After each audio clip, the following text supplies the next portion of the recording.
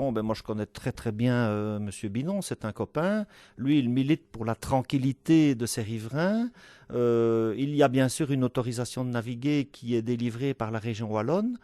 Ce sont les rivières à dérogation qui ne sont permises que du 15 octobre au 15 mars pour les licenciés des clubs. Quant à l'odeur, je ne pense pas qu'elle est sur la liste. Mais on pourrait y faire du kayak. Mais on ne peut pas y faire du kayak. C'est pas une rivière navigable. Elle n'est pas sur la liste des rivières en dérogation. Je dois même vous dire qu'il y a deux passages difficiles.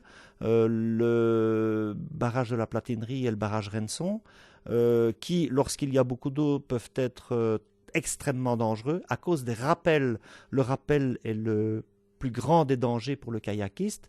C'est un effet de retour d'eau sur elle-même, de retour de vague sur elle-même au pied d'une chute. Lorsque vous jetez un ballon ou une bûche dans un tel remous, vous vous rendez compte que le ballon tourne sans arrêt, éternellement. Eh bien, un corps humain peut tourner éternellement dans un rappel. Il faut faire très attention sur l'odeur. N'allez pas nager au pied des barrages de l'odeur, c'est très dangereux. Je ne parle pas des grands barrages de la plate taille, mais je parle des deux petits barrages qui sont à Montigny-le-Tilleul et Jamiou.